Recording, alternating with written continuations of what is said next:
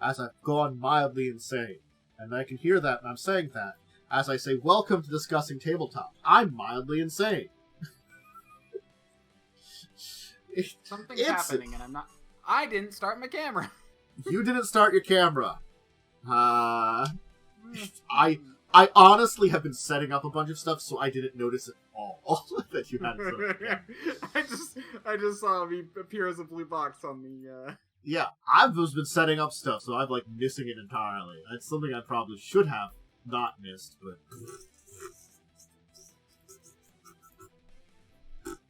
Yeah, add another thing to the docket, because I remembered something from last week. So if you're well, when I put the docket up again, it'll be there. Anyway, hi! We talk about tabletop every Saturday evening. Me and my friends, we chat about these things. We go over some news. We go over what we did in tabletop the week, and then we talk about some topics, and we have a great time. We hope you learn kind of things to check out, and also, a little bit more. Some topics that are related to general playing as a whole, So, cool. Hey. Anyway. Hi, thank you for joining me today, Worm. I don't know if I'm pushing your hands in the right direction. I should be. It's this direction. It is the correct direction. You're actually to my side, like on the camera, properly. I think I'm happy to be here. I don't know what happened. I feel like you had an aneurysm. It feels like an aneurysm kind of day. I'm not gonna lie. God, English. But yes, I am Diamondwyrm. Mm-hmm. How was your week in general? In general, actually not super great. I was sick on, so I got sick from the flu shot, which happens. Basically, something in the flu shot your body, freaked out against, even though it was a dead version of the bug, and so, I got a flu shot, and then I got, two days later, I had, a mild fever, and I was just really feeling icky for, a day. And then I was fine. Mm-hmm. Well, mostly fine, but, even after that, even if it was, such a mild thing, it's you still have that post-sickness thing for a few days. I'm pretty sure I got, a little cold or something, because I'm a little bit more sniffly this last week. I mean, again, it could also be changes of season and stuff, too, but I assume you get to that point in time where you're like, my nose is watering again a little bit. Grand!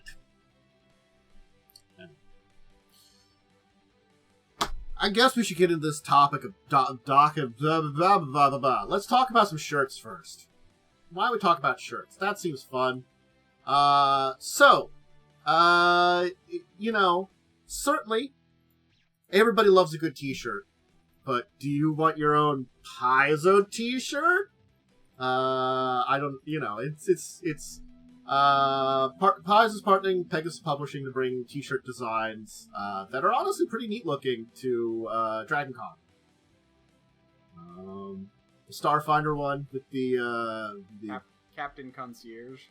Yeah, Captain Concierge, and then the really cool looking dragon one for Pathfinder. I also like Captain Concierge. Who's Captain Concierge? It's the Mirage Dragon and Captain Concierge. I'm sure Captain Concierge is probably a character from one of the Starfinder adventures or something. It's the fact that I don't get into a lot of Starfinder. I can't, be like, I know that, and I'm like, I don't. Not off the top of my head. I can look up and, the Mirage Dragon, I think, is one of the cooler looking designs they have for, honestly, dragon types. But Captain Concierge, I couldn't tell you off the top of my head. Captain Concierge, and all I see is t-shirts. Yeah. It could be some kind of weird in-joke somewhere or something, too. Who knows?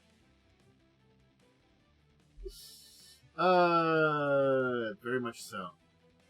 Yeah, they're neat looking, and I think they are trying to. I think that's one of those things is we're seeing Paizo, Wizards, and a lot of these other kind of tabletop companies trying to kind of expand the brands a little bit too, which is not necessarily a bad thing, but I guess we'll see it more being kind of more.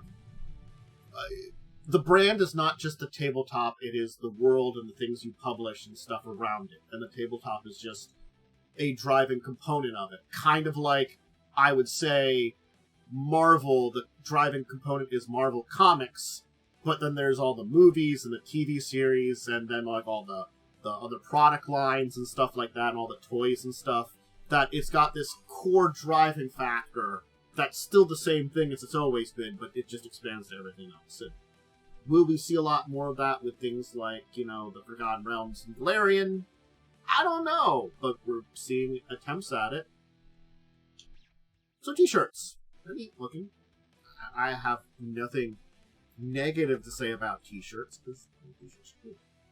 I don't get a lot of new t-shirts with stuff on them nowadays. I don't have an excuse to get one normally.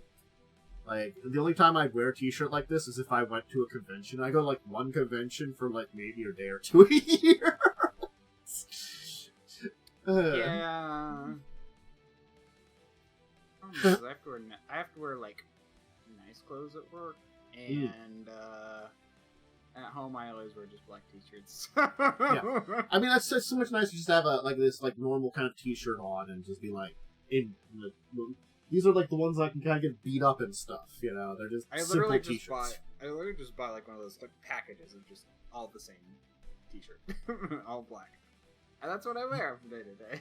That's why you always see me wearing black shirts. Yeah, it's usual like you know, just get some t-shirts like here and there that are just like my other t-shirt. This one's worn out and too like beaten up. Guess I got to get a new one, you know. But anyway, so. If you want to get them at Dragon Con, they're there, and I'm curious, they might have them more after Dragon Con, but I guess that's where they're making their debut. So, check it out. Now, we spoke about it happening, but we should probably talk about it a little bit, and that is, of course, the Paizo's playtest for 2 new classes, because we know about what the 2 classes that are going to be. They put out, like, a little tiny, like, sneak. Mm-hmm. I think technically today you can get the playtest because it started September 1st.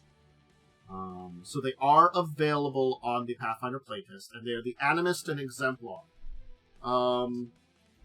Which, I mean, the Animist, the thing about it is I'm curious as to how different it is from other divine-based spellcasters that are wisdom-based.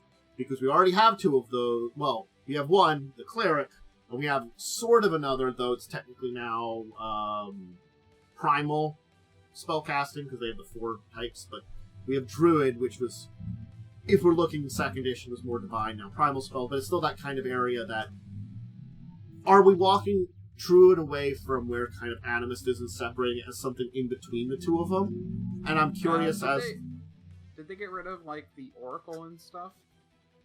Let me check. I think Oracle's still around, but they were charisma-based, because they were more originally like the Sorcerer in 1st edition, and I think there is a 2nd edition version of it. I just have to remember. It still works a little bit the same way, but again, it works as more like a... They have divided abilities in very interesting ways a lot more nowadays, so that an Oracle feels less like it's just a cleric but a sorcerer. And that's why I feel like they've done jobs to separate like wizard and sorcerer out a little bit more in 2nd edition. So I'm definitely interested in how the... Let me click on check out the ad as I cough a little bit. Cool, I can download this playtest and take a look at it.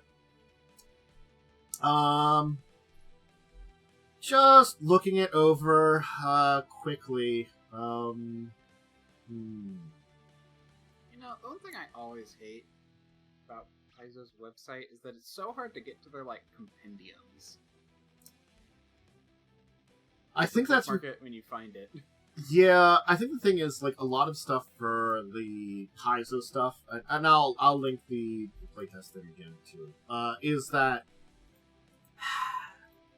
a lot of stuff that's on their site, you don't really get to their site for.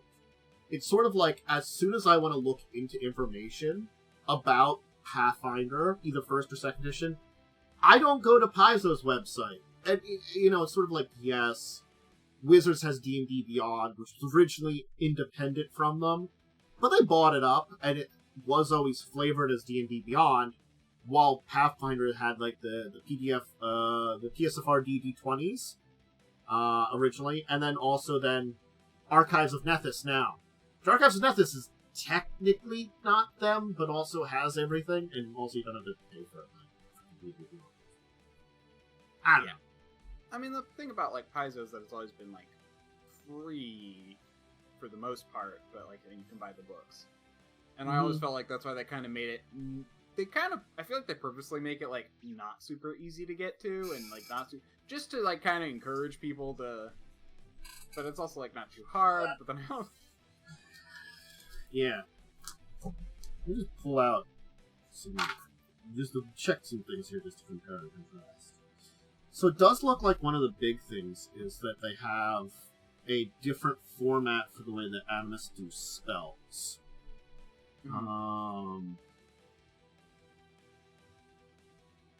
Okay, so they have Animus spellcasting and Apparition spells.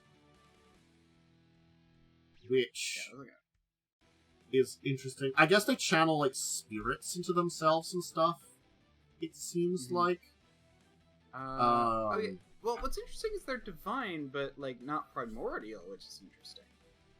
That's the thing is, like, I think they're going in a very interesting direction, because it's sort of like, maybe what the Animist is sort of like the direction of, rather than a divine worship, like some kind of greater energy, whether it is an actual, like, deity in the Galarian world or some kind of higher being, it's more maybe like, I guess, would be ancestor or natural spirit, like, worship, and bringing in pieces of those, like, things and stuff like that.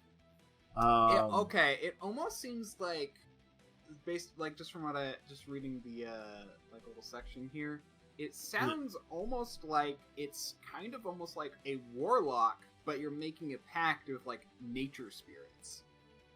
Yeah, I guess it's sort of like, maybe it's like a warlock, except rather than making a pact with one being, you're connecting with, generally speaking, similar types of being and drawing on their power, So it's sort of like, it would be like a general thing like that. But it has, like, I can see that flavor there, too. So, yeah. It's very interesting kind of direction there, certainly. And I'm not gonna, like, dive too deep into all the abilities, but getting, like, you get multiple apparitions and looks at those, like, help determine different spells and stuff like that, which is kind of neat. So, it's an interesting concept, and it is, that's the thing, it's just the idea of, like, when you talk about the Animist at first, it felt a little kind of, like, out there, and so it's sort of like, I needed something, like, looking it over deeply, be like, how is this different? Oh, and then we have... it is. It's on their website. You can get to Archives of Nethys through their website. Ah, okay. And then we have... Again, it's not super easy to find. Actually, that was easier to find than I thought. Then they have what is a rare class. So, just noting, if you are unfamiliar with Pathfinder 2nd Edition, they actually do give a kind of setting for if you're choosing a Ancestry class, which is the first one we have it, feats, abilities, stuff like that, spells even. They give them that they're common ones, which you can just choose most of the time, unless your GM says specifically. Uncommon, which or rare, which you would then have to start talking with your GM if you're allowed to play it. Uncommon are ones that are like, they're around, but not very often, and then rare are like, well, in this one area, like if you're of rare ancestry, you're in this one area of the world, why the hell are you outside of your people? That'd be kind of unusual, And in this case, we have the Exemplar, which is a rare class. It's a charisma-based warrior with a spark of divinity. And it moves the spark between receptacles called as icons for abilities. So it's kind of like you're playing a kind of demigod-like character. So they compare it to, like, Maui, Hercules, and things like that. interesting.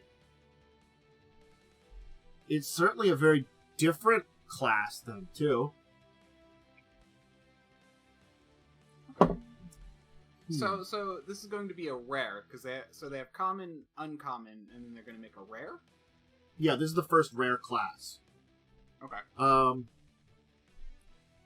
I've seen rare ancestries and rare spells and stuff like that. This is the first time... I've seen uncommon classes, too. But this is the first time I've seen a rare one. Yeah. A lot more intelligence-based, monsters than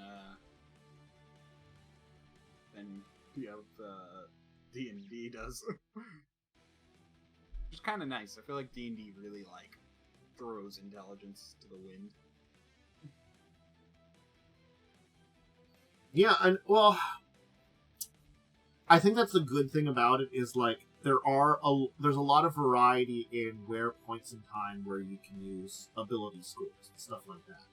I think there aren't as much stuff where you have a key ability score like Constitution. I think there's actually only a couple of those. Well, might be... Where is it? Not Kineticist? Which Kineticist? I think they are the one that has that. Key ability Constitution. Yeah, I think they're the one that... pretty much the only one that has it. I mean, that's honestly fine. Constitution is a fine stat to have. That's the thing, is you don't need it to be your core because it's already, good. It's your health, it's important, everyone needs it to some degree, so there's no reason not to.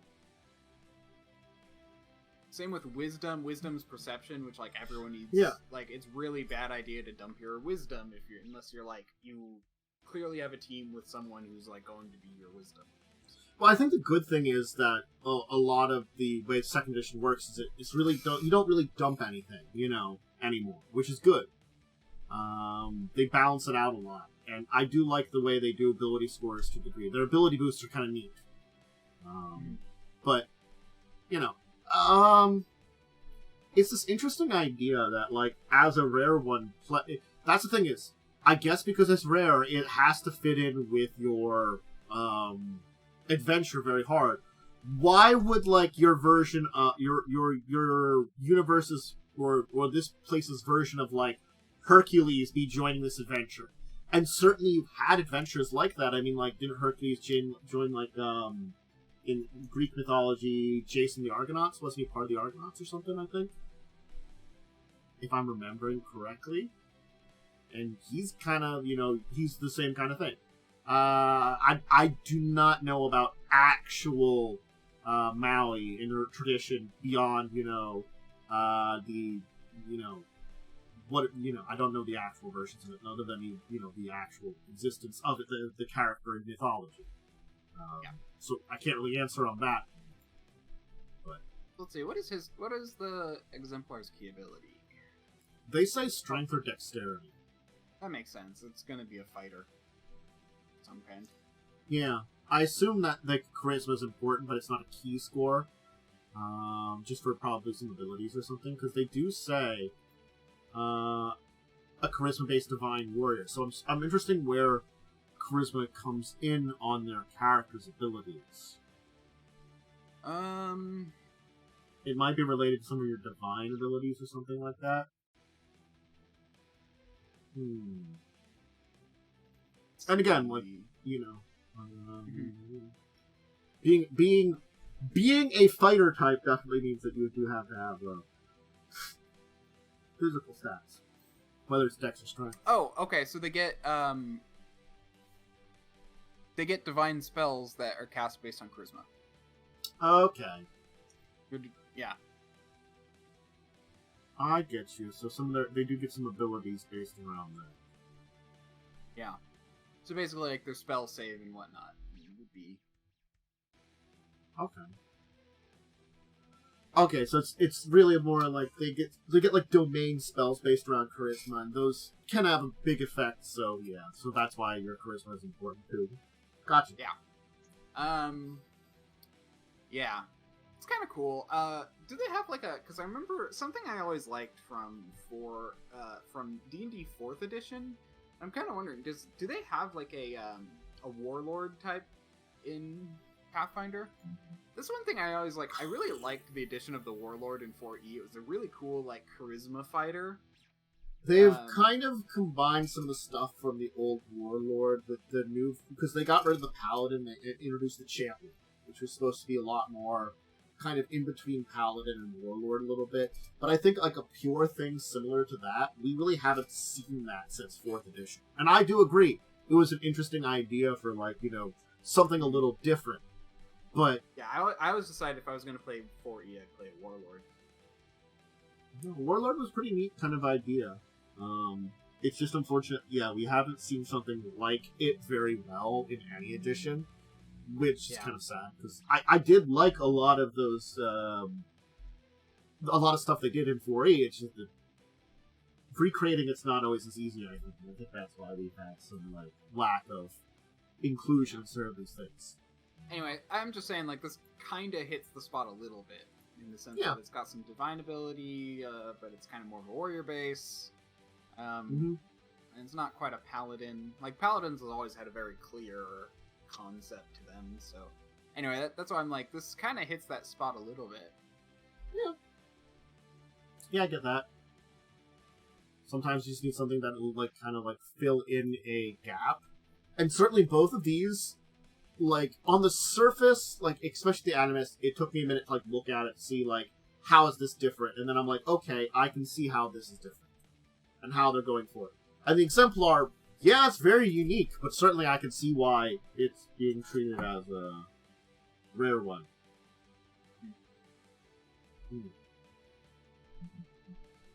And there's always, if you use in your campaign, the concept of reskinning. That always works.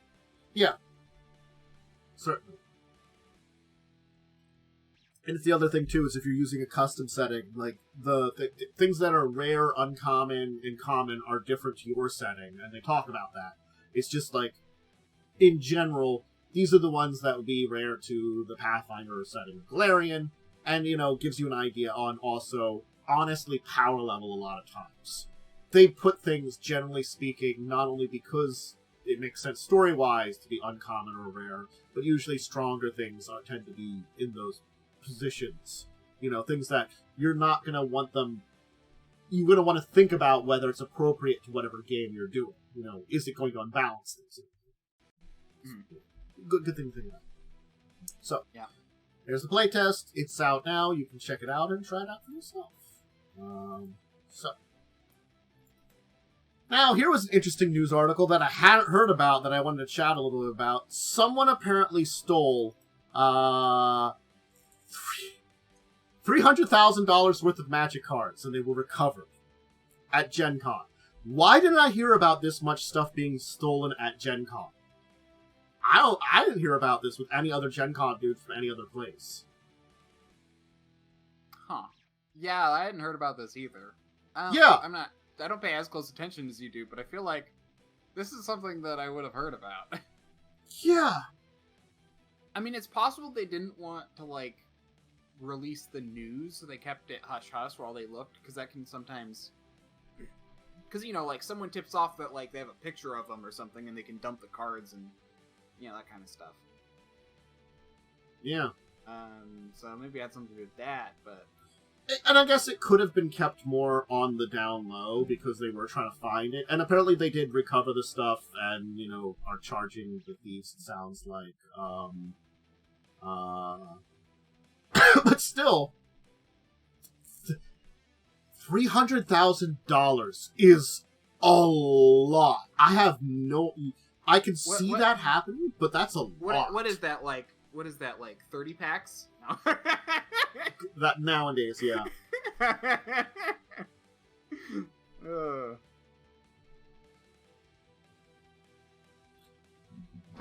didn't make the joke because I just know how much Magic cards have gone up in price. They've really gone up a lot. But definitely, like, I don't know. It's so, Yeah, apparently there was just like a staging area and they just load up the boxes onto a cart and walked out a door. So apparently 2 board game designers have been identified as persons of interest in it says. That's probably how they got backstage, because they were probably, like, people who got, like, backstage passes or something. Yeah. Or had, like, a booth. Huh. Security footage shows the pair of thieves walking the boxes across the convention center's halls into the parking garage, referring to a now empty Jack. So they just kind of walked him out. Yep. No, I mean, it totally makes sense. Like, that's totally what you do if you're going to steal something. You just act like you're supposed to be doing it. Okay, so at the time it was 30,000, but it probably has dropped because apparently there was a whole bunch of the collector's boosters which have dropped in price, and they were pretty inflated at the time, because they've dropped in price because no one was gonna fucking pay that much. Yeah.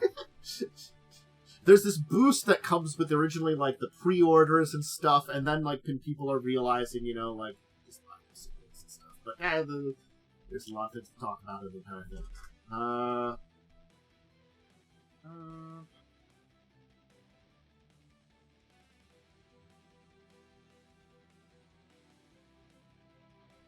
Apparently, people found out, like, when they kind of found out who they were, people bombed their game reviews on Board Game Geek.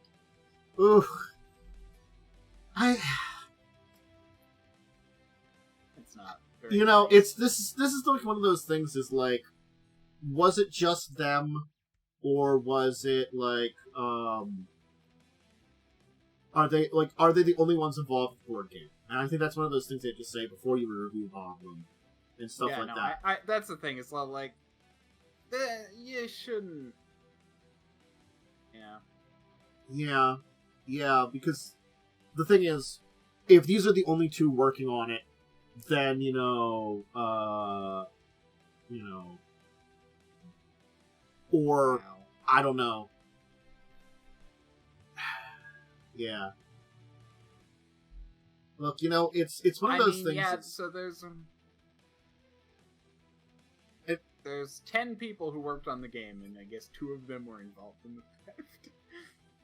So, see, that's another 8 people that were not involved that are getting screwed over by their compatriots, who, honestly speaking, this sounds like nothing that... This doesn't sound premeditated. This sounds like a couple of people... Sorry, no.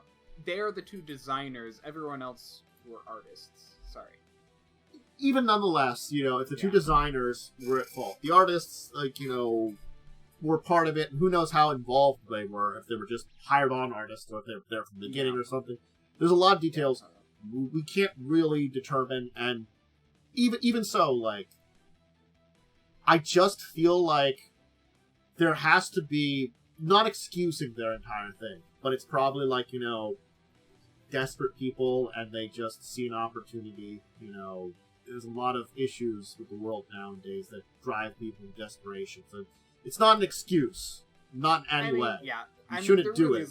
There is a real point of, like, you don't know their perspective at all, and they also... It's like, they stole from Magic, which is all, like, I'm sure they probably did. I don't know if they stole from Wizards directly or some other company there is the other thing, too. That's true. That's true. They could have stolen Magic cards from someone else who was distributing them. It could have been like, Cool Stuff Inc. had brought in their stuff, or like one of those selling companies there that was going to be at Gencon. We don't know.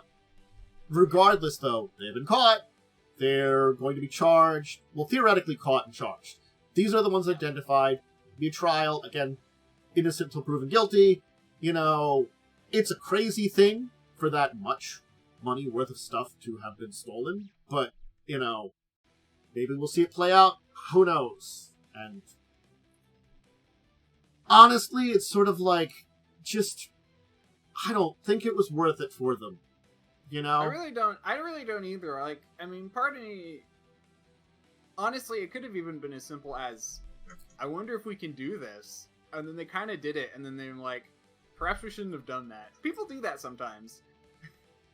There's a lot of things that we don't know the situation at all, and anyway, yeah, we really don't. It sounds crazy though, and I think it sounds like, yeah. Here's another thing: don't steal. Yes.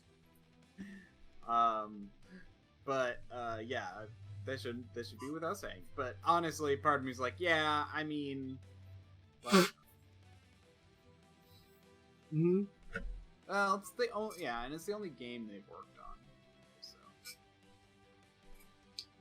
it could have been that they were feeling like they were not being successful, showing it off there, and Gencon is a place. They did it before, like the day before Gencon opened. Okay. So who knows then? But still, nonetheless.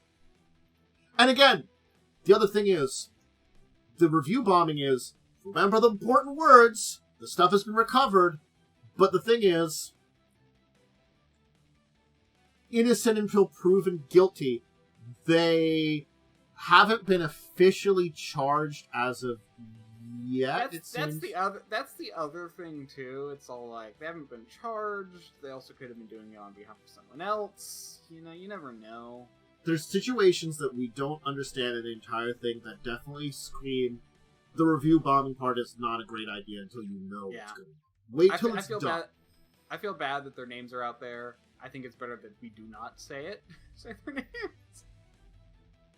The thing is, like, names like this get announced all the time is the problem, and it's just in a situation where you're a person working on something, you are technically in a way a public figure, and therefore, honestly, can get punished or get hit with stuff like this. Honestly, that's the one nice thing. That's the one nice thing about Florida. Do you Did you know that why? Do you know why the Florida man is a thing? It's because in Florida you cannot publish a person's name unless they've been, I think, convicted. So it's instead of saying blah blah blah did this, they say Florida man or Florida woman. Gotcha. Well, that's why those. Yeah. It was an interesting news story to come across, and certainly wanted to chat a little bit about. But yep. So Werewolf 5e is technically out and available now, and I've got to be honest, I am I'm in a mixed bag if I want to dive into the depth about it. Because the thing is, they know that 5th edition, they call it 5th edition, which I don't even know if it's the 5th edition of Werewolf too. It might be. Vampire was 5th edition of that one. And they call it a reimagining, not a continuation.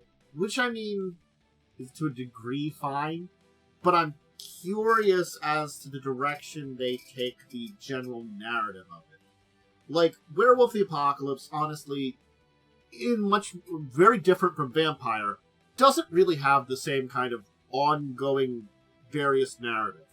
Vampire, its narrative isn't major, but it does kind of evolve over time in various ways. The various larger factions kind of shift around. Werewolf was pretty simple. We're a bunch of tribes of werewolves, and we, fight against the forces of the worm. And there's definitely, this connotations of environmental, spiritual messaging to the entire thing that happens to it. But I'm just curious when they look at it in a different direction, what they've done. And, part of me is he wants to look at the book, but also I'm I don't know if I want to get after my kind of experience with Vampire 5, just not being happy with it at all. Also, yes, this is the game we talked about a few weeks ago, where the writers were allegedly racist. Put racist stuff into it. Hurrah! Well, at least it seemingly was caught. Maybe? Yes? Yeah. I don't know. If people were talking about it, I feel like there was a catch and someone was walking away someone was moved away and something happened, but yeah, it's but this article came out, and that's the thing, it's late July and then early August is when all this happened, and then the game comes out in September? Wait, they didn't I feel like they should have. Part of me is worried that there's they didn't catch everything because they didn't go through it thoroughly. Well, the thing is also I'm gonna say the question will be the people that were working on it that were pretty awful. How much was their voice put into the book itself, into the publishing, And even so, how much of their voice is actually displayable in such a way that is honestly bad for the game? Yeah. We don't know. You know, I would expect if we get more reviews where people talk about it, if they notice some things on that, then yes. But if there isn't anything like obvious, I do worry about subtle things that could be ingratiated deep within it. Could be an option too. I don't know. Oh yeah, I think part of the reason this came out is because it was caught in editing. Ooh. Yeah, because it's like the editor refused to put stuff into it that was in the book that they wrote. And we heard about it, and they caught it, and so now we have the fixed version sent to the printers at very least, hopefully. Yeah. So I guess but it's just kind of weird because it's all usually I just find it interesting because normally it's editing, then layout, and I just feel like usually each of those processes can take a month in themselves. So I'm just like, wait, when did this get caught? It might have been earlier on than we heard. I don't know. Yeah, because yeah. But I worry because the version of storyteller system from Vampire 5e was a mixed bag in my view. The mechanic system they put in place. So, generally speaking, if they don't if they make the rage mechanic, which was there, not obnoxious like they did with the blood mechanic and frenzying for vampires, because yes, werewolves can frenzy too. It's not as important to the story because it's not as much man versus beast for werewolves, It's the fact that they just they are animals who could lose control, but they accept this kind of shit, Some of them rage on purpose, unlike with vampires where you don't do that. So I don't know how. I'm very worried, honestly. I don't know. Maybe I shouldn't be. Maybe it's better than Vampire 5e is. Yeah, I mean, yeah. Maybe we'll see some reviews. Maybe we'll see something come up about this. Keep an eye on it. But yeah. Yeah. Yeah. I mean, that's the thing. Neither of us have it. We can't review it. I mean, I could buy it and review it for the week if you want me to. Up to you on that one. Because that's the thing is, it's up to you. I'm kind of at the point in time where I'm we can see what some people say about it, so in the future and stuff. To be fair, Werewolf is my favorite Chronicles section, or it's my favorite thing in World of Darkness type stuff. And honestly, I felt like the Chronicles of Darkness version of Werewolf was very close to the Werewolf the Apocalypse. Those two were pretty interchangeable. I had no problem. Those were the ones that I'm those are kind of cool. They're fine. They're basically very similar. Not many major differences. No, I really like the Chronicles one and the way they handled certain things in that. I thought it was very good. I'm more, obviously, Chronicles is what I started on. So I know a lot more about that. The Forsaken. Werewolf the Forsaken. Yeah, Werewolf the Forsaken. Yeah, the Forsaken and the Apocalypse. Honestly, from what I've heard, they're close enough that it's minor differences that I feel don't narratively change things too much, but do make for interesting differences between them. And then, again, as I said, it's more about the enemy. One is the worm, and then actually, I really like the one in, and then you've got the pure in Werewolf the Forsaken First Edition, and then you have the something in Werewolf the Forsaken Second Edition. I'm trying to remember what they're called. Yeah, it generally speaking is what they're kind of opposed against. Similar ideas of being opposed against them, but the nature of it does switch a little bit. And yeah, I am. The thing about the Apocalypse and Masquerade and all of those, those first ones, those first Chronicles of Darkness, or not Chronicles, the first World of Darknesses, they all have very world-ending scenarios. They really do. like, the thing is, it's Werewolf the Apocalypse, but, like, that's the other thing I have to say about Werewolf the Apocalypse, is it's called the Apocalypse, and they're like, they're technically fighting to undo the Apocalypse, but I'm like, they're not really the same as any of the other world ending, because they're just like, honestly, they're like, we gotta stop global warming, except on the extreme, it's sort of like, it's not like literal the comic book villain, but it's the idea that, like, the villains are almost the comic book villains with, like, aerosol cans spraying them into the air or something, It's not quite that bad, like, silly-wise, but yes, it's sort of like evil corporation that's like, where can we dump our toxic waste to make the most damage? Wahahaha! Also, I've got this horrible monstrosity spirit in my brain that's making me do this. Ha ha ha ha ha! And money. Yeah, I honestly think Forsaken's better than Apocalypse from what I've read of Apocalypse. Although I will say Masquerade is generally better than what's the one for Chronicles called? Vampire I'm forgetting it also. Anyway, Masquerade's Masquerade's a little bit better. I mean, because like the whole thing in the Requiem, Vampire the Requiem. Yeah. Requiem 2nd edition, there's this whole thing with like the Strix, which is like this shadowy creatures. These shadowy creatures that take the form of owls, which are trying to kill like get rid of vampires or something like that. Oh. Yeah, Masquerade's just vampires versus vampires is Masquerade, which I feel like is a much better. It really was a much better thing.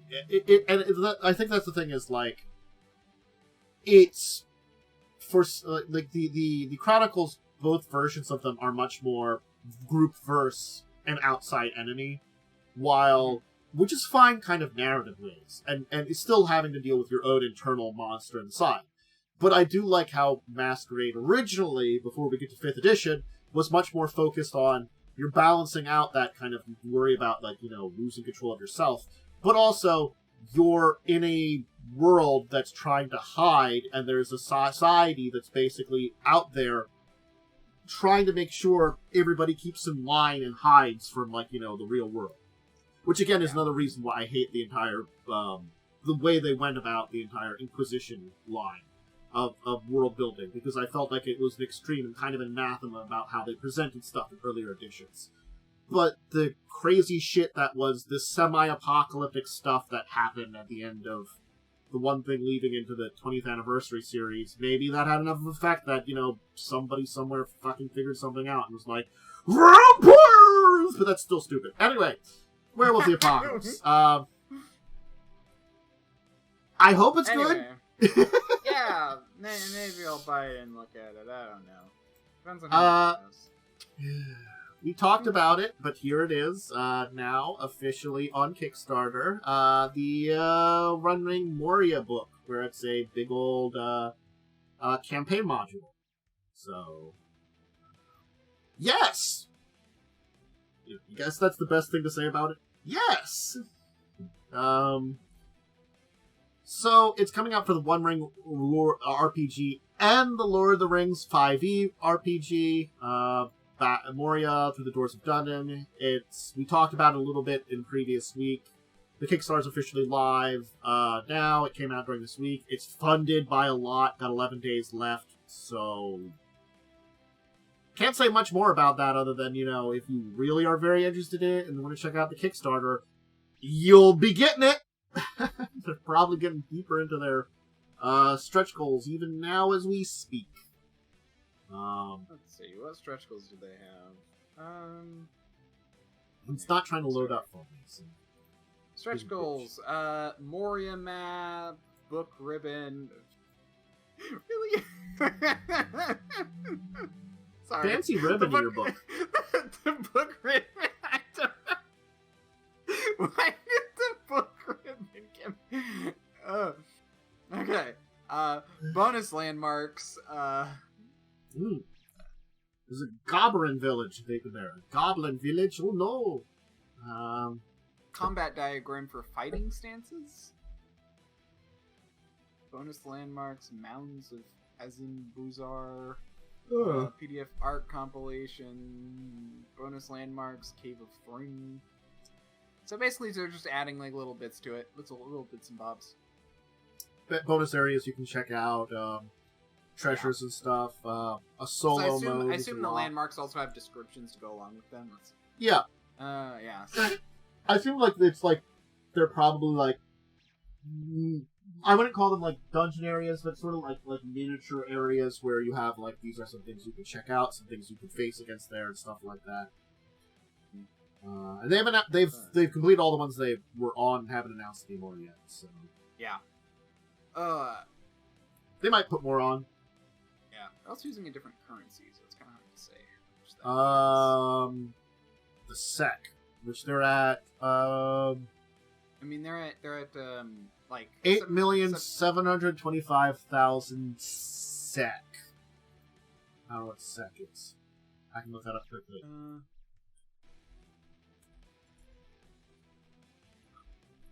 It's a Swedish krona. Yeah, krona, not krona. Krona. Yeah. So they're from Sweden. Yes, and a krona is approximately $0.091. So it's about 1 krona is about 9 cents to the dollar. So that's why it's like 8 million. Yeah. So, Swedish. Anyway, yeah. I think Free League was from Sweden. Lord of the Rings. So, kind of cool. neat. Lord of the Rings. It's out. You can check it out. Hey, this this board game I was going to talk about last week, but now we're going to talk about it this week because it's actually on Kickstarter. The Worms board game, because, yes, it's a video game. I forgot I was going to talk to Joe about this. I forgot about it. Yeah, look, I'm forgetful. I forgot, until we started today, and I was looking at my notes, and I'm like, oh yeah, I still had this link from when it was going live. So, if you know Worms the video game, maybe you'd be interested in yet another video game adaptation into board game, and this one for Worms. The one where you're battling it out with each other using crazy weapons a lot. And I'm curious how this entire thing works. Because one of the entire things is all the weapon stuff, and I'm like, I guess it's card-based for weapons, it looks like.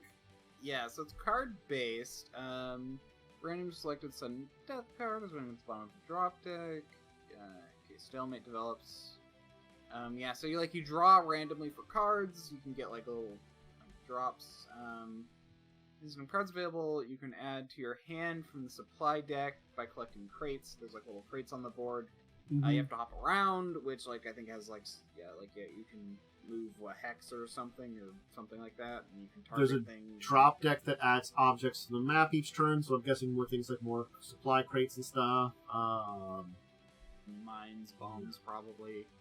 And it looks like you can take 2 hits per worm that you have. 2 successful hits. And there does seem to be a dice-based component, too, for, how well you're hitting and stuff. And so there's a sudden death card. Yeah. Okay.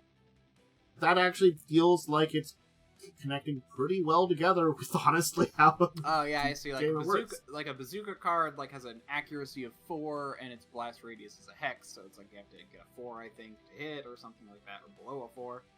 Mm-hmm.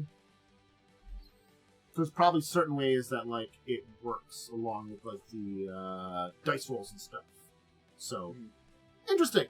Honestly, it's I was a little curious with the type of game. It is not one of the ones that, I've seen video game or, media adaptations and board games. Some of them I, question the connections. And this one, I felt could be done right, and it feels like they actually did went in a direction that feels like Worms. Because I've played the game before. I haven't played it in a while.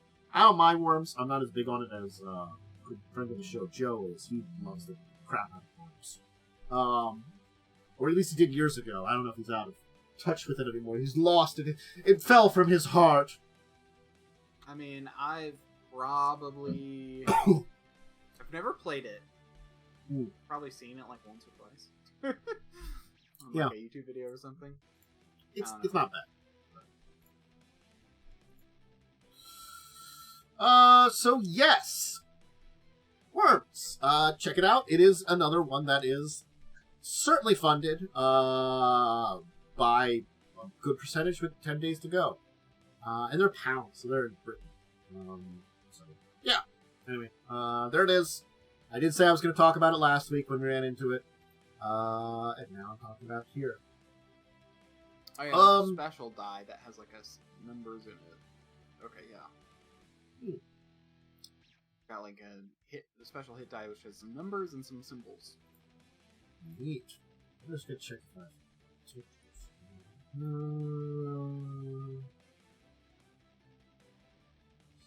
So, I kind of thought about something to talk about, and it's something that we've kind of hit on before in a previous deeper topic, and it came up when we were talking about Werewolf today, because we have talked about how there are all kinds of different editions and stuff about that, and we've really not hit on what it means to have major changes in a gaming edition.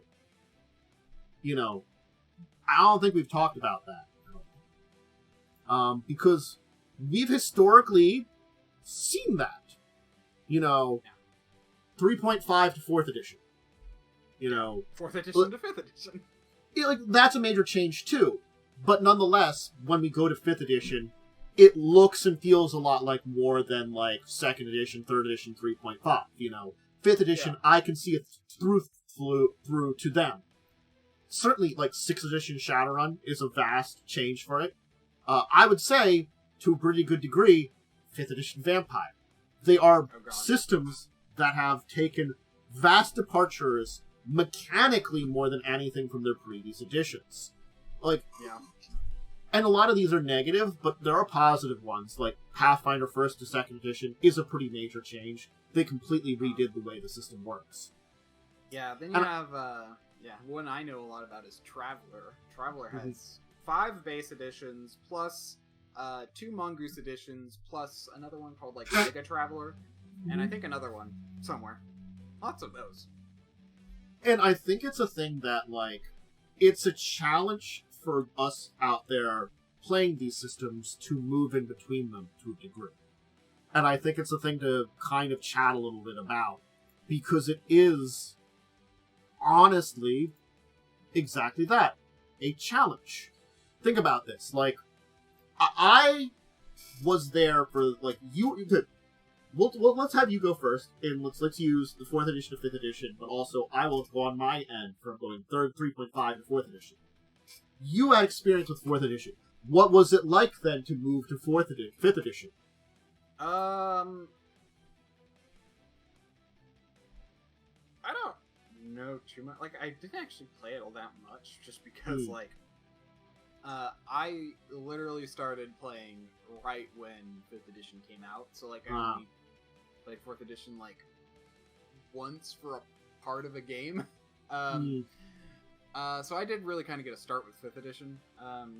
Okay.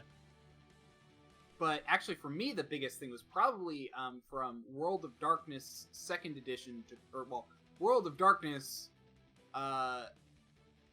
Onyx Path World of Darkness to Chronicles of Darkness. Does that make sense? Yeah. Because that was the big one for me. Yeah, because you had done a lot of Chronicles, and then I was doing when we did Legacies of King. Yeah, so Onyx Path took over, and they made their own World of Darkness. Then they updated that to Chronicles of Darkness.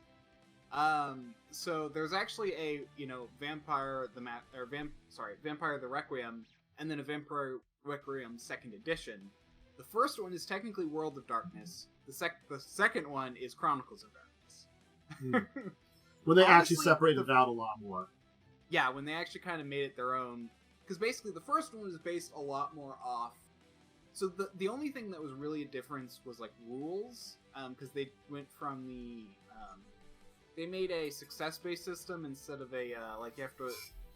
you have degrees of success based on how many numbers you roll above a certain point, which versus and then you have like a number of dice based off like how many. Anyway, and then the biggest changes though was I remember it was an experience, how much experience it took to like level up from the first section to the second. It's like they, and this is something that was very contentious among my gaming group, is that the first set in World of Darkness, it was exponential. So like it took more points to level up the higher the skill was. In Chronicles, and this is something that's kind of interesting, it's linear. 1 point each time. Now, the different things, like skills take more points to level up than skills take less points than attributes, willpower takes less points than skills, etc. Yeah. So there's like varying amounts based off things. But in general, like I remember that was the biggest change, because while a lot of the rules were also different, well, not a lot of the rules. So the one thing they kept consistent was the skills and the dice rolling. I think they changed combat a little bit, and then they changed a lot of like the powers and such, because powers are a big part of the game. And they also changed a little bit of the lore. Like I said, like Werewolf the Forsaken First Edition was more based around the Pure, which is a group of werewolves who are trying to dominate the world or something like that. Then they switched to the Umbrai or something like that. That were I really should look it up. I could probably do it real fast. But they moved to that, which was like there are these like spirits from space that don't have a concept. Like, that was a big difference there. Yeah. And I think, like, the two other examples, the other examples I can throw out there very easily, like, the thing is, I'm not as good with 6th edition Shadowrun. I've read through it before, but it's been a lot of years, and I know it was, like, a very simplified version of what was in 5th edition. But, like, Shadowrun's history, 1st and 2nd edition are very different than 3rd edition, in a way. Because it was exploding dice those early 2 editions, where you'd have difficulties of like, you have a difficulty of 20. How do you get on a 6-sided die? Roll a 6, and you roll again, and you add the numbers together, or something. The difficulty 20 is really ridiculous, but you rolled. It was another large roll lot of dice, but rather than being like a number of successes, you only had to get 1, but 6s you re-rolled. So you're like, how many 6s do I get? I get to re-roll them and get higher numbers. Cool. It was still pretty crazy. And they made it more of a success-based system. It did taper it back in 3rd edition. It still felt a lot like it. So there was an evolution there. And 3rd, 4th, and 5th are very similar to each other. They refine the rules. And it's just crazy. The thing is, it's the difference between, does it feel like the same thing, or does it feel like something vastly different? Do I feel enough of what's the 4th to be familiar enough to the old players while grabbing new players? And I think that's where, D&D did it weirdly. Because 4th edition was its own system. 1st, 2nd, 3rd, 3.5 had a through line of some basics that made sense. Logically, the way that they worked. Switching things like Thaco and reversing to ACE was fine because it was the same numbers, just adding up instead of adding down. Stuff like that. That's all it was. It was the same numbers. Things made more sense. Like, 4th edition D&D is a 30-level system, rather than a 20-level system. Oh, you found something? Yeah, they're in Werewolf 2nd edition, the main enemy is called the Itagam. Funky. Yeah, I just wanted to finally found the name. Mm-hmm. And there's a lot more about, like, the daily powers, encounter powers, at-will powers, utility powers, which are all now, everything's power-based, you've got all this kind of stuff where the classes are now built into specific roles, and when you talk about all this for 4th edition, it's very different than 3.5. And now, granted, yes, you switch back, and it's a very vast change to 5th edition, but the thing about 5th edition is, certainly we had people from 4th edition going over the leap. but everybody that was around for 3.5 or moved on to Pathfinder kind of went into 5th edition too. And 5th edition is easy to know. Which I guess that's another thing, if you're going to make vast changes, making it easy to help. Yeah, honestly, 5th edition was a real, like, major... Honestly, I think it was, like, kind of a revolution in, like, what you can do with, like, a role-playing game. It was the ultimate refinement, I think is what we can call it. You know? Yeah, I mean, yeah. And, like, there are some rough spots, but man, they were few and far between. I think that's the thing is, we look and we can analyze it and look at where the rough spots are now, but even without those rough spots, it still doesn't make the system break.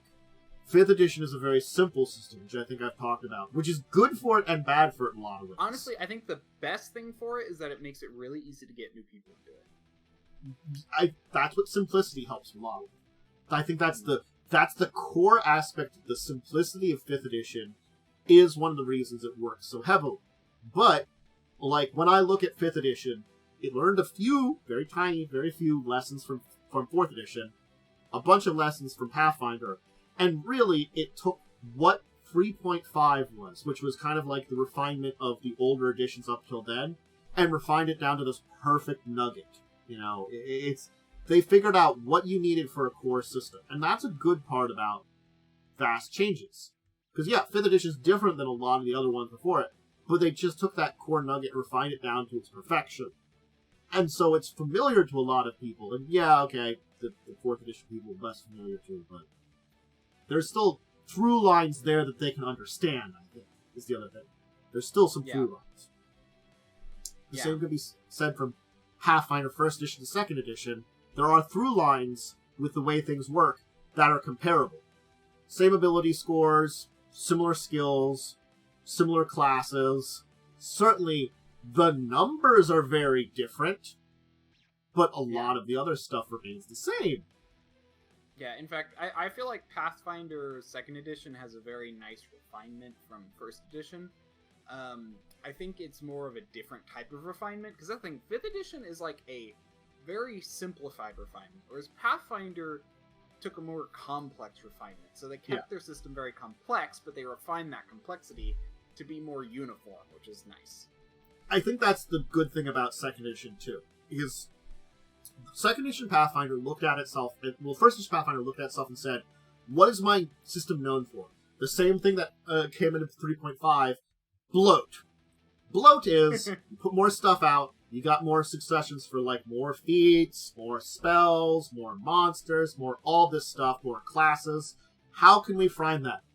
And their simple answer of, make everything a goddamn feat, means that honestly, it's very easy to slot in a lot more of this stuff, and it just works.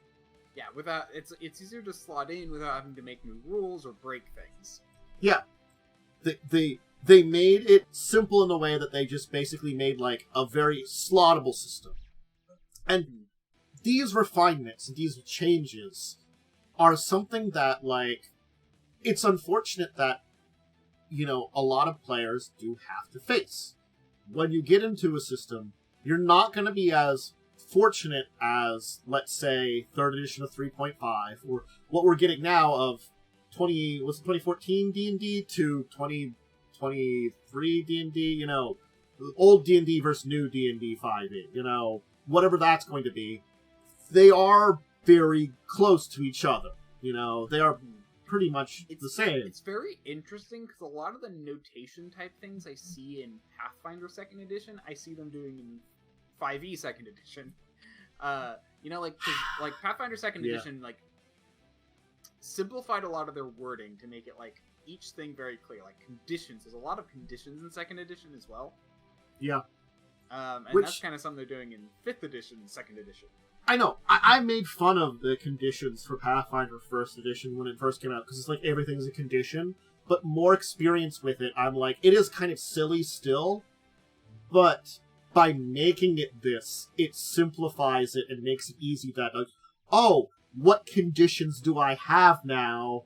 It answers a question, and, you know, becoming familiar with those conditions means it's easy. Yeah, I think that's the kind of thing, is like, we look at some things like that, and it kind of looks silly, but it's like, oh, that works. Yeah, it breaks things down. It makes like wording simpler and stuff like that. And so it's like if you're confused about something, you can look it up more easily. There's a lot to it that like makes sense. So I can talk about the refinement, which is still complex. I'm not gonna lie. Shadowrun 5th edition, 4th edition, they're pretty close to each other. Spellcasting. The fact is, spellcasting in Magic Shadowrun has always been very complex. When you get to 4th and 5th edition, it's actually very refined, and honestly, if you know what you're doing, it's not complex at all. It's sort of like one of these things is they define like 8 steps, like 4 or 5 of them are technically ones you just skip over 99% of the time. You know, it's sort of like you figure out those answers beforehand, and you don't even bother. It's like you don't bother changing those answers 99% of the time. And so it's just 3 steps you have then, really, with those extra ones in there just in case something comes up. And just getting down that refinement and knowing that means that they've refined the system.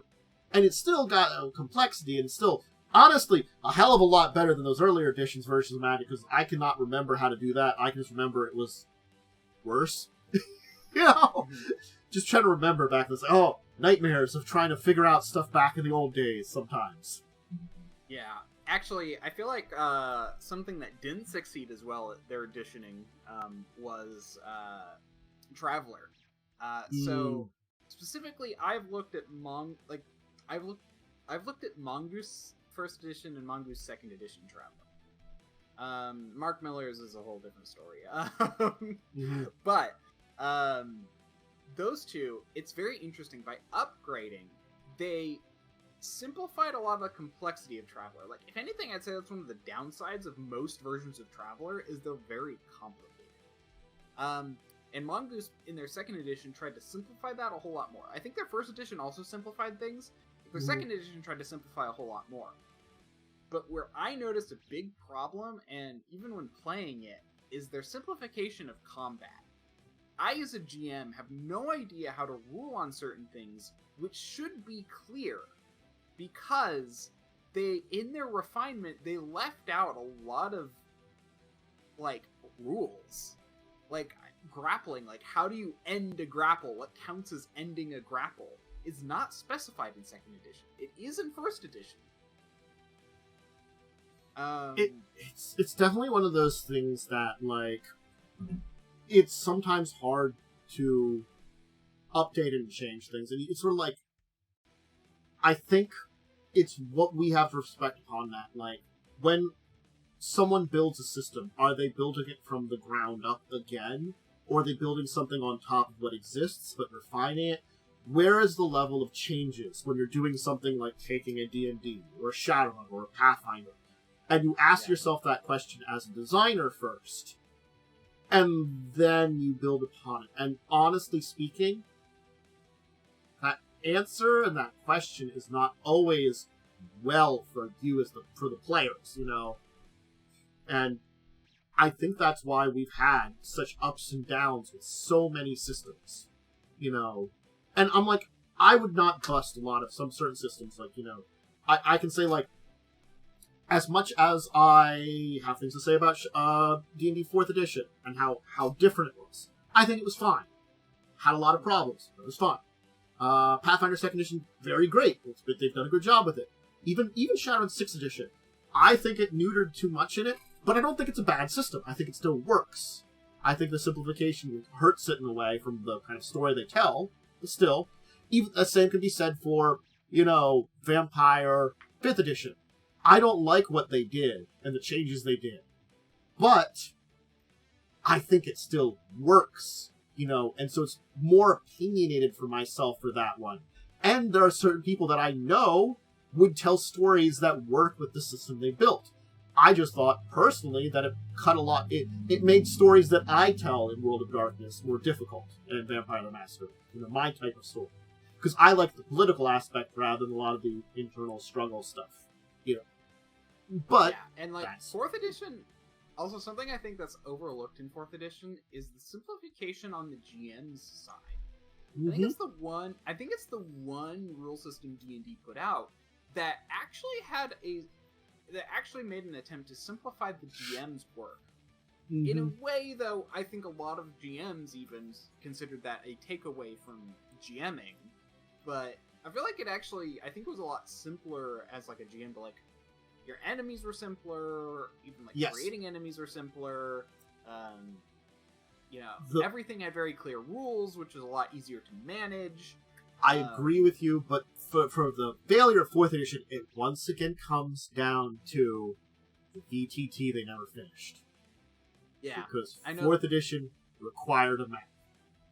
And Roll20 was not a big thing at the time. I don't even know if I think Roll20 was around for a period, but I don't even know how old Roll20 was. I think it was around let's look up. When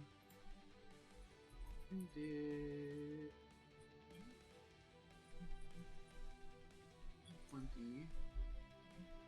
It launched September 17th, 2012. And I think that was after 5th edition came out. So also you're in full screen. Sorry, I'll be off full screen in a second. I can click on this. So it was 2 years before 5th edition came out. Roll20 was out. But that was edition. 5th edition came out in 2012. No, it came out for 2014. July 15, 2014 was when 5th edition came out.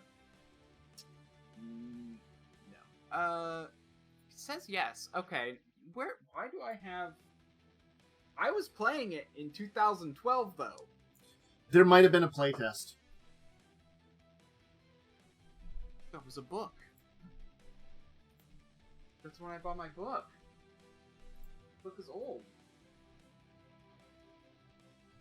I know my book is first printing because I got it in September of it being released because a friend of mine got me this as a birthday gift.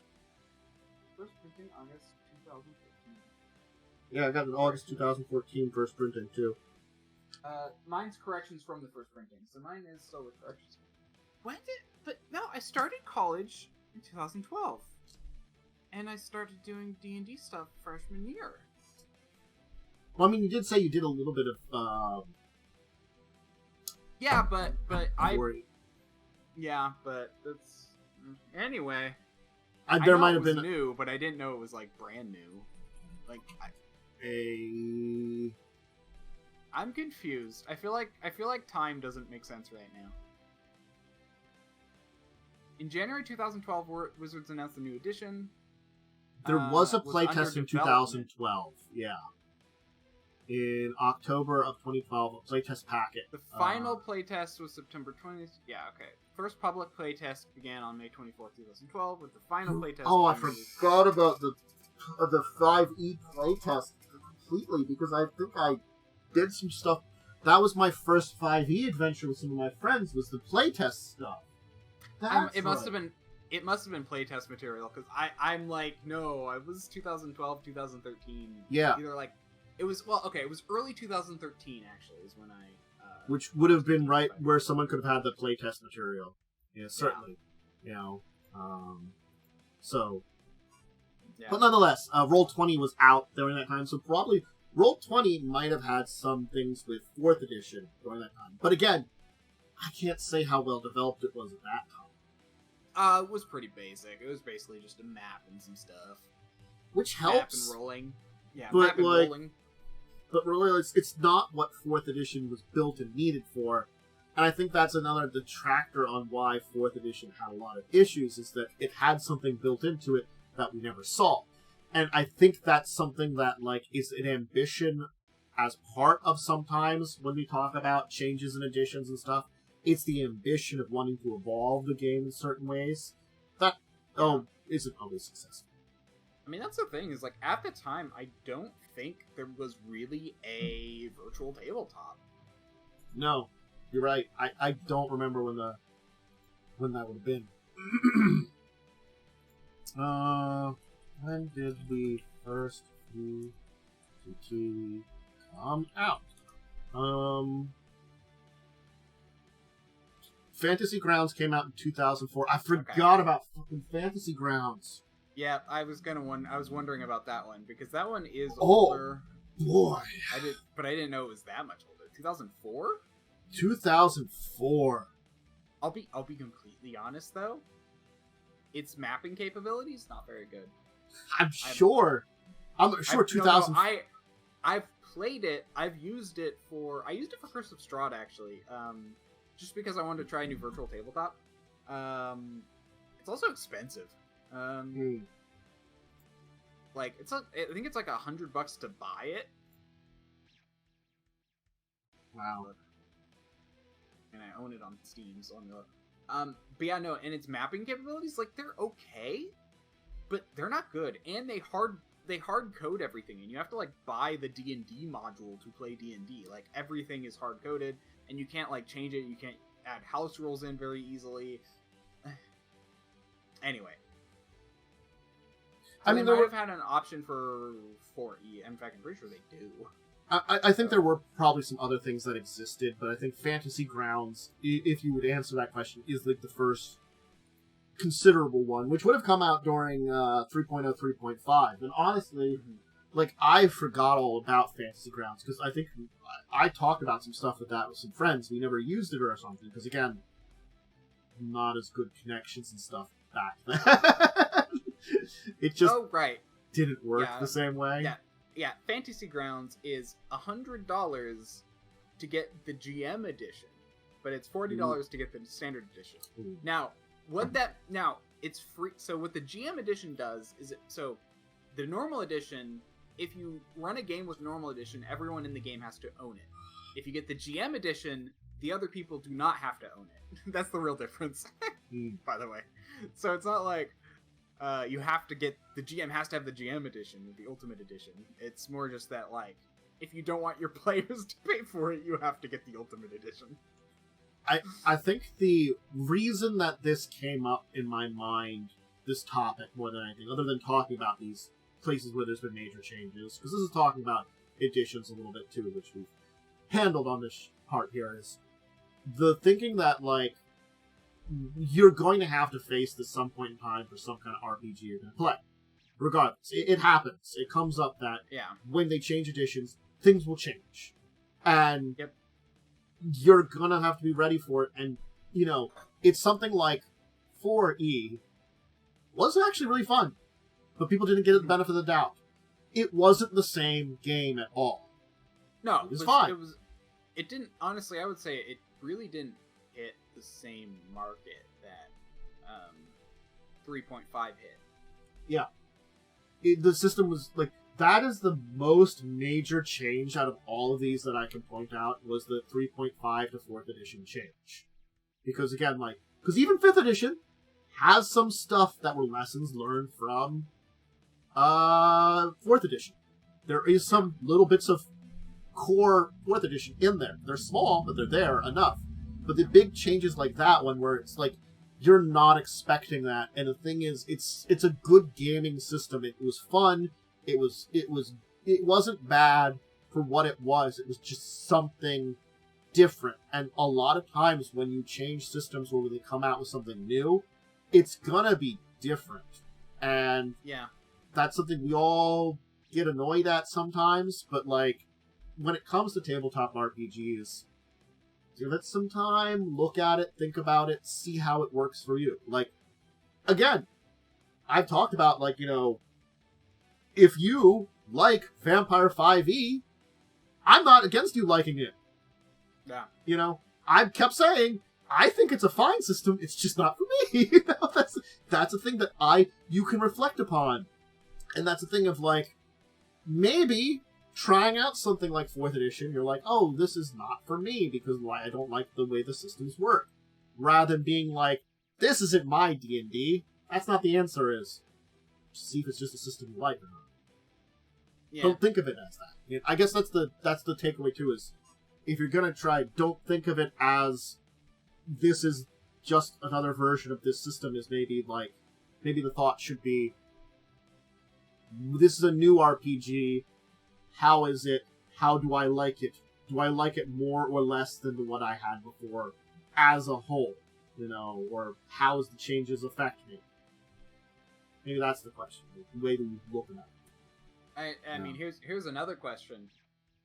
Do you upgrade mid-campaign? That's a question that actually comes up a lot.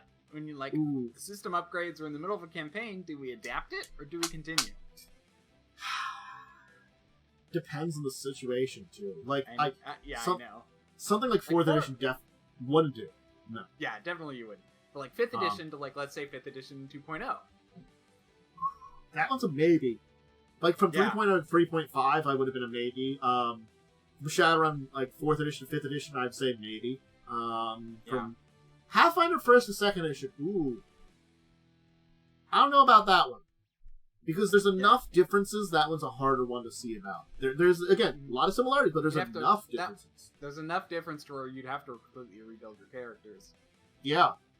Instead of adapting them. Yeah, definitely. See, that's one that you couldn't adapt, I think. Yeah. I mean, a lot of the other ones I mentioned technically can be adapted from from old characters pretty quickly, Oh man, that's a good one to ask. Definitely. Yeah. I mean, in my opinion, it depends on the group and what you're going for. Yeah. It's always something you bring up to your group, especially if it's how long you're going to be playing still, things like that. There's a lot of questions for upgrading mid-game. Definitely. Yeah, I think the thing is usually, mid-campaign in a game where you're kind of just going for as long as you want, That's usually when the question comes up. Yeah, I would more push for if, it's something to try in a new campaign. But again, that's just, me being very defaulting on that one. But I think it's depending on your situation on that one. That's definitely a good question. Yep. No, I don't think that's a good response, but it's just kind of it's something. Since we're talking about changing systems, it's a question to ponder. It's one that comes up. Certainly. It does. That happened with me and my friends with Chronicles of Darkness, or the update from the Chronicles 1st to Chronicles 2nd, effectively. Mm-hmm. We decided to change because some of the new rules were, the leveling up was simpler, and there were some other things that were simpler, and they made a lot of things nicer. So we upgraded, I think I've never had a direct in-game opportunity to do that. I think it's been more in between. It's we were kind of done that campaign anyway, or we're going to start a new one or something, and then we're updating. Because I think the big times that stuff like that would have happened was 3.0 to 3.5, and I think that's the only time I've ever really looked at that. So it's just something I haven't. Certainly I've encountered more editions coming out, but not in a position where I would have asked that question. It's an interesting. Yeah. But all right, there's a little discussion on when editions of RPGs have major changes between them, because it happens. Let's be changes. It's it's just sometimes they rework everything in a way, and just gotta be ready for it. Yeah. Do you have anything that's interesting tabletop related this week? I've been playing Baldur's Gate. I still haven't found the druid, despite the fact that I've been trying to find it for four sessions. I'm almost there though. Is this the druid you find in Act 2? Act 1. Oh, I'm sorry. That's right. I was looking this over with Joe, because he was like, "How many characters can you have?" And I looked this up because it's not something that I'm going to remember. Ever. There's one druid in. Well, there's one that you're not going to get unless you're evil campaign. That's the paladin. It's evil campaign. Okay. Yeah, I think I know which one that is. Yeah, there's a drow paladin that you can only get for evil. Yep. Yeah. You get her and the druid are on the same time. I know about that. But then I looked up the characters too. Because I was just curious, what characters but there's two druids you get. One in chapter 1 and chapter 2. You get a second druid, and then and apparently chapter 3 is getting towards the end of the game, and you get a character there. And there was Joe was like, "Why are you getting a character so late?" Because that's when you get your barbarian, which is Minx, which is a reference to one of Baldur's Gates, but still, nonetheless, They usually do something like that. You get a character at the end of the game. Well, you get a barbarian early too. That's right. One of them is the Tiefling's a barbarian, right? No, fighter. I thought barbarian fighter. I don't know. One of them. The Githyanki is a fighter. The Tiefling is barbarian. Yes, you get another barbarian. Or no, whatever. Yeah, so I guess they did that because like the one you get in so all the classes you get in the first all the interesting classes you get are in the first act, but then you get a repeat druid and a repeat barbarian. So basically, I think that's why they made them a druid and a barbarian, so they can be different. Yeah. Vince is a ranger, so you get a ranger in Act 3. Oh, yeah, he must be the only ranger then, yeah. Yeah. Well, they just don't have a class selection, and also a lot of them are evil. But that's a normal Baldur's Gate thing, apparently. I had a discussion with Joe about this the other night. Anyway. But as far as other things go, I've been planning for a campaign that I'm going to run at some point on stream. It's going to be a Traveler game, which is why I know everything about Traveler right now. Yeah. I just had Wednesday this week, which was fine. They had Misty quested to find her estranged father, who went out for milk one day and never came back, kind of thing, and found him, and learned that the reason why is, his past came to haunt him, and he left the family and keep him safe and stuff, and went on, became a mercenary for a while, took over someone's identity for a while, and finally returned home to his family after misadventures for many years, eventually reconnected with Misty's mother and sent her a message, and basically took a step back, reintroducing into his children's lives, because this is decades after his children have grown up, because he left when they were 5 and Misty's 40. I mean, it's quite a number of years since Misty's seen her father. It's and there was that reconnection, and then there was some more shenanigans with them talking to really insane pirates in the shackles and trying to convince them to show up to a meeting. Because step one in overthrowing a government is having what's equivalent to the legitimate government of that area basically voting out whoever their leader is. Which oftentimes that vote out results afterwards murder. That's a pirate empire for you. Anyway, so that'll be fun. And I'm going to be joining that Joe's game, and I think I'll be joining another game because Momo contacted me, and Momo's like, I'm looking for another person for the back end of my campaign I'm running. They're already over halfway done it, and, would you be interested in helping finish it up? And I'm like, you know what, sure. It's a couple of months to finish it up. I can join that on a Thursday. I haven't been doing anything on a Thursday. I wasn't looking to start something on a Thursday, technically, so it's the one day I wasn't planning on something, actually, currently, or looking to possibly do right now. So, hey, it was right time and place to ask me. And honestly, maybe in the future. For now, not. And I cough a little bit. Alright, there's the week in tabletop. Missed it. Oh, and I talked about a couple of things on my tabletop discussions. If you want to check those out. Not all of them are on YouTube, but most of them are. I put out the... I thought the Catfolk was very interesting. It's a nice new take on Catfolk that I hadn't seen before.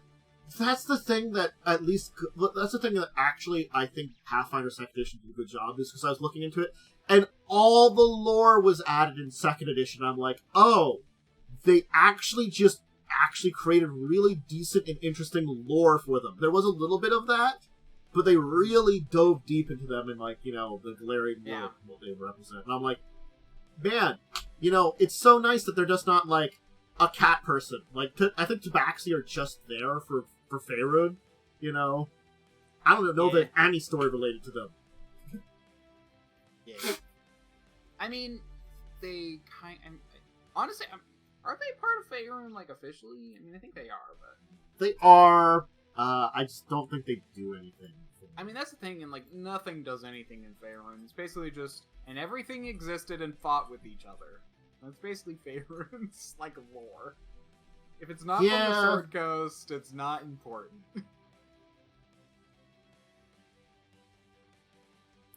Yeah, I mean, they've got about as much as, like, they would enter into the 2nd edition Monster Manual version of them.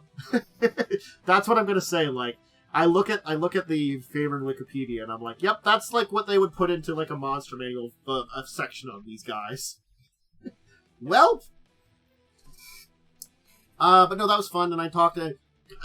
I had to think about it, and I didn't think about it when I talked about Asia and the Shadowrun world. That took so long. There were so many goddamn countries over there that I didn't think about as, like, the continent already has countries, and Shadowrun's nature made it worse for, like, trying to talk about all these places.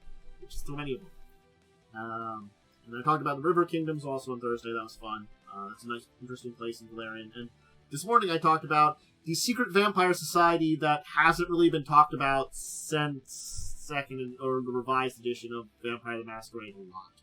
They're mentioned occasionally, but no one does anything for them. Like 2003 was when a really big book was published on the Akanu for Vampire the Masquerade. Since then, they're supposedly still there, but no one talks about them. And, you know, the reason why is they're not really antagonists. They're just there. Anyway, it's interesting. I say check it out. That'll be up on probably Monday or Tuesday. So I still have to get River Kingdoms in. Yeah, so short about Faerun Tabaxi. They basically are from somewhere. I think Mastika, the jungle place. And then they were basically the reason they're in, like, the Sword Coast is because they were brought there with the slave trade. Which is why there's not much about them, and then, like, some escaped and they actually make their home in Cholt, and that's so that you can find more in Cholt. But I mean, it's like, it's fine because it's sort of like, I'm not expecting Wizards to ever talk about that, especially now in 5th edition, in any adult way. Yeah, that's totally fair. I think it's better if they don't bring up the fact about why they're here or how that works. I mean, you know, honestly, Pathfinder brings up that stuff and talks about that stuff, but they do it in a serious manner. You know, they're like, yeah, this is the kind of stuff that's going on in this world. It sucks. The world is not all, like, daisies and... Yeah, Mastica. It's not all rainbows and daisies. There's a lot of dark things that you have to deal with in the world sometimes. Anyway, so... I'll be back on Monday doing more randomizer stuff. If you ever check that out, please do that. Check out Worm on your channel. Are you doing something tomorrow? Yes, tomorrow at around 10:30 p.m. Pacific time, which would be brain 1:30 Eastern. Hey, I did it right the first time. Cool. I'll be playing more Baldur's Gate 3. Makes sense. Yeah. Myself, as I said, Link to Past Super Metroid Randomizer should be finishing up on Monday. More Little Witch on Wednesday, more Fallout 4 on Friday. I'm keeping with that schedule for at least a couple more weeks, I think. We'll finish up some stuff.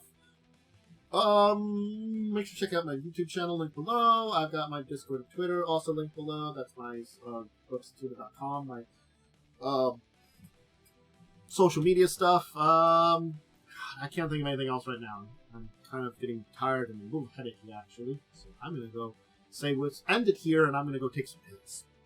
So thank you, everyone, for joining. Thank you, Worm, for joining me today. And I'm going to say, everybody, have a great rest of your day. And, you know, all those links and stuff. And check out all the things that both of us do. And have a good one. And we'll talk more tabletop next time. Farewell, everyone.